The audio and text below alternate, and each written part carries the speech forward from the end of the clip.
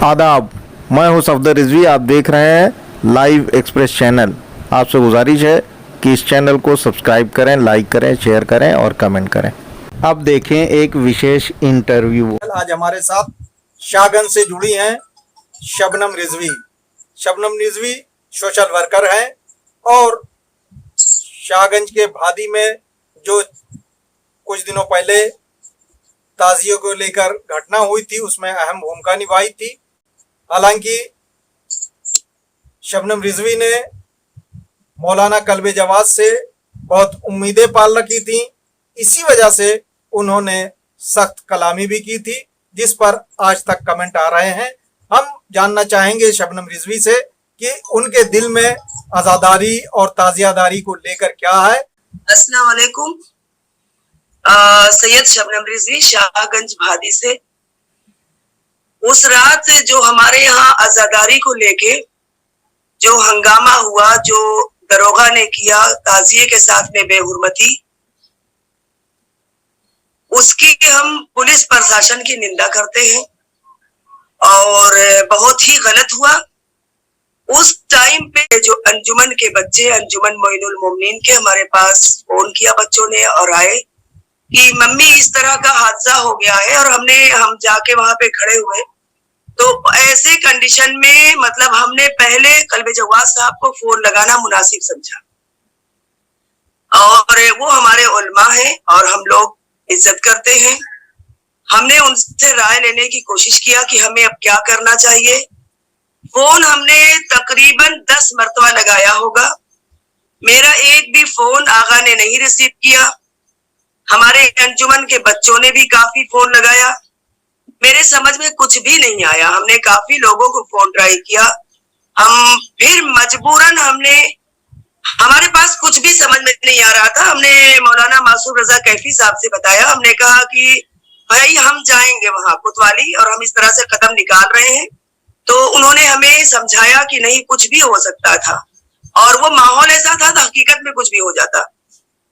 हमने उस टाइम पे मौलाना यासूब अब्बास साहब को फोन किया और मौलाना यासूब अब्बास साहब ने, मेरी 2-3 ही रिंग हुई होगी, उन्होंने फोन रिसीव किया और हमने उनको बताया। जबकि मौलाना यासूब अब्बास साहब से मेरी मुलाकात सिर्फ एक मरतबा हुई है हमारे यहाँ जौनपुर में, और उन्होंने मेरा फोन रिसीव किया। मुझे बहुत अच्छा लगा उस टाइम पे, और उन्होंने मुझे तसल्ली दिया कि आप अभी कुछ ना कीजिए, हमें एसपी सिटी से, डीएम से बात करने दीजिए, उसके बाद ही आप कदम उठाइएगा। हमने उनसे जिद किया, हमने कहा आगा मुझे कॉन्फ्रेंस लाइन पर लेके आप फोन कीजिए, और आगा ने फोन किया, बोले फोन बिजी आ रहा है, अभी हम लगाते हैं। वापस उन्होंने मुझे फोन करके बताया कि मेरी बात हो गई है। पर यहाँ जो अंजुमन के बच्चों के अंदर जो गुस्सा था आजादारी को लेके, वो हम कंट्रोल नहीं कर सक रहे थे। हम बच्चों को लेके जिस वक्त पुलिस कोतवाली में पहुंचे, और कोतवाली में मौलाना मासूम रजा कैफी ने हम लोग को काफी मतलब एक हिम्मत दिया, वो आके बैठे हम लोग के साथ में। वरना एक औरत और इतने ज्यादा लोगों को कंट्रोल करना, सबसे ज्यादा आज जो हो रहा है हर तरफ सोशल मीडिया पे लोग देख रहे हैं कि पुलिस बहुत ज्यादा बदतमीजी कर रही है, बहुत ज्यादा ज्यादती कर रही है, चाहे वो कोई भी कौम हो, चाहे वो किसी भी मजहब के है। यहाँ मजहब का सवाल नहीं हो रहा है। अब इस कंडीशन में एक औरत इतने लोगों को लेकर और परेशान है, अपने अंजुमन के बच्चों को जनाबे ज़ैनब की चादर का वास्ता दे रही है, जनाबे अली अकबर की जवानी का वास्ता दे रही है, और अपने बच्चों को कंट्रोल कर रही है। इस माहौल में हमको बहुत ज्यादा, हमें क्या, हमारी अंजुमन के जितने बच्चे हैं, जितने मेंबरान हैं, उनके सब के दिलों में आया कि आगा को फोन उठाना चाहिए। सोशल मीडिया पे हम भी देख रहे हैं कि बहुत सारे कमेंट्स आ रहे हैं और मेरे खिलाफ आ रहे हैं। तो हम अपने उल्मा से हाथ जोड़ के रिक्वेस्ट कर रहे हैं कि हम आज भी, जबकि हमने मौलाना कल्बे जवाद साहब से माफी मांग लिया था, उन्हें ये समझना चाहिए कि ये मौला की अज़ादार है। अगर अपने फर्श अज़ा के लिए, इमाम हुसैन के गम के लिए अगर वो कर रही है इस तरह से बात, तो कहीं ना कहीं अगर देखा जाए तो आगा की तो बहुत बड़ी गलती थी। उस गलतियों को क्यों नहीं सोशल मीडिया पे समझा जा रहा है? मुझे इस चीज की बहुत शर्म है। जब हमने उनसे माफी मांग लिया और 10 मिनट हुआ मेरे मोबाइल फोन पे बात होने के बाद हमने कहा आका आपको गाइडलाइन सोशल मीडिया पे वायरल करना चाहिए था, ताकि जो हमारे कौम में आज ये जो हादसा हुआ है ना हो। तो उन्होंने कहा, बर्दस्ता उन्होंने कहा, वो भी रिकॉर्डिंग होगी कि हमारे यहाँ लखनऊ में तो आजादारी अच्छे से हो रही है। आप अगर वही से पूछिए, उनकी भी कुछ जिम्मेदारियां हैं। तो अगर हमारे उलमा इस तरह की बात करेंगे, अपनी बातें, अपनी कमियों को छुपाने के लिए एक दूसरे के ऊपर थोप देंगे, तो वहां शायद हमारे जैसी एक औरत जरूर खड़ी होगी। शबनम रिजवी, और हम आपसे सवाल मेरा ये है कि मौलाना आगा रूही ने कहा, आगा रूही की बात हुई और मौलाना हफीजुल हसन साहब की बात हुई, क्या आपने उनसे बात यासूब की? अब्बास की बात हुई, उनसे बात की है आपने?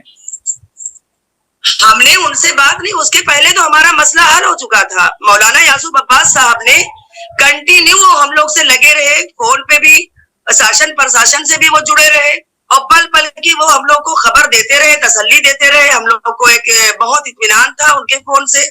और यहाँ फ्रंट पे हमारे साथ में मौलाना मासूम रजा कैफी साहब बैठे हुए थे, तो उससे हम लोग को बहुत इत्मीनान था। और हमने अगर कोई सवाल किया कि आगा आपको सोशल मीडिया पे वायरल करना चाहिए था, तो आगा ने ये वीडियो बता दिया, वायरल कर दिया। 10 मिनट में उनका वीडियो आता है कि फिर हम आज सवाल करना चाहेंगे मौलाना कल्बे जवाद साहब से कि आगा आपने जो वीडियो वायरल किया कि हम मजलिस नहीं पढ़ेंगे, अगर वो मजलिस ना पढ़े तो हमारे यहाँ कोई और उलमा पढ़ देंगे। ये तो कोई मुद्दा नहीं हुआ, ये कोई सवाल नहीं हुआ।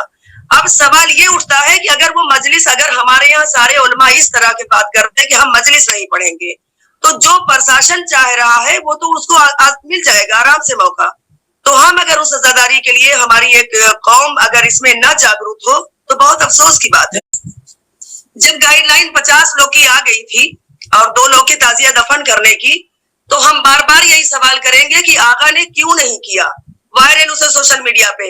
उन्होंने बोल तो दिया, पर उस चीज को हम लोग की नजरों के सामने क्यों नहीं गुजरा। और अब दोबारा जी, जब आपको लग रहा है कि मौलाना कल्बे जवाद की गलती पर गलती की है उन्होंने, तो आपने माफी किस बात की मांगी?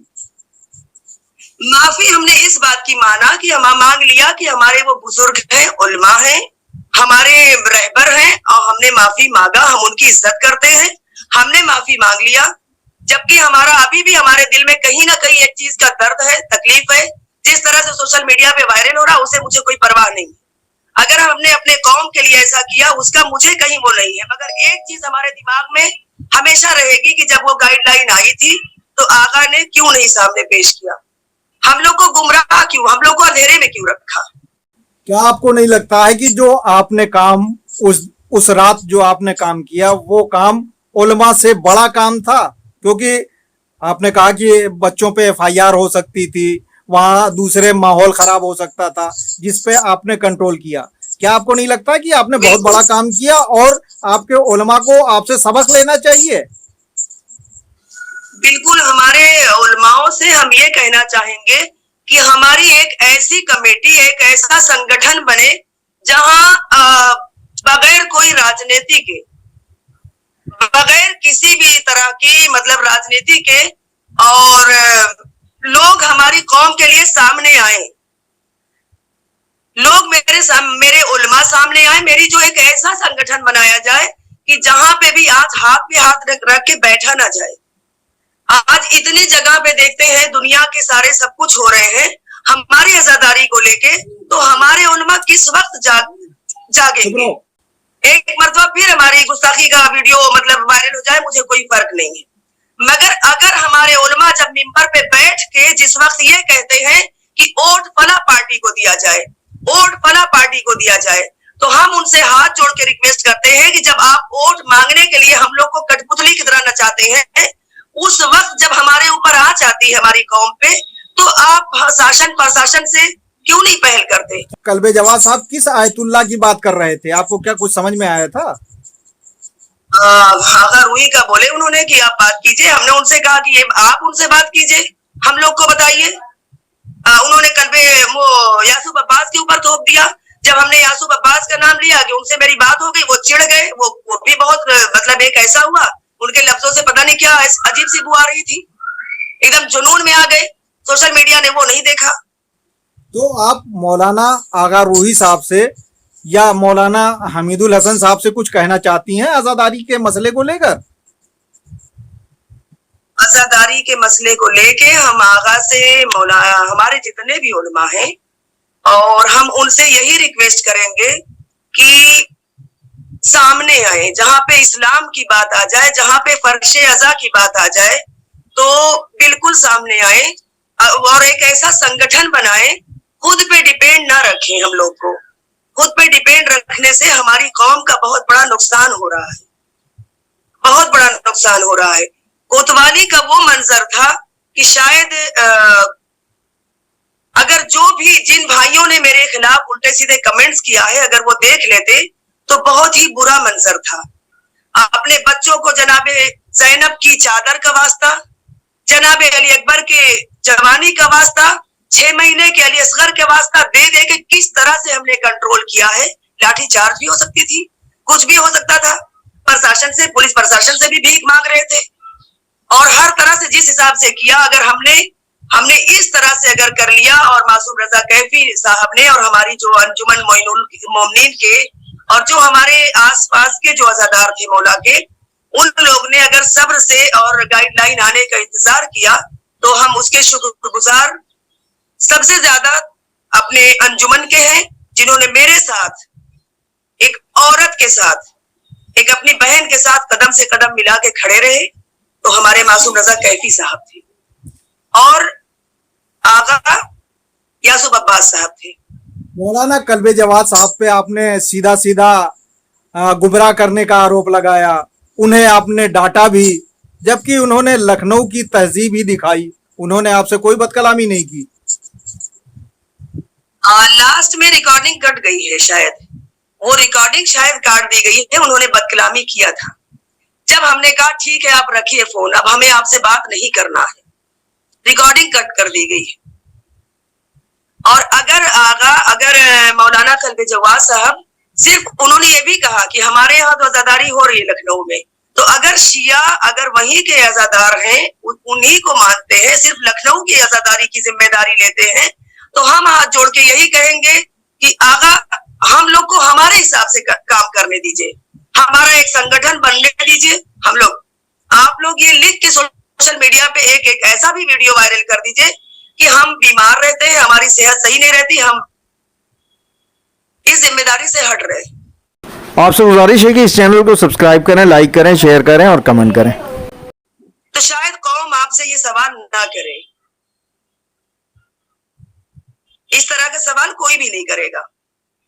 देखिए, आपने जो काम किया है और वो शायद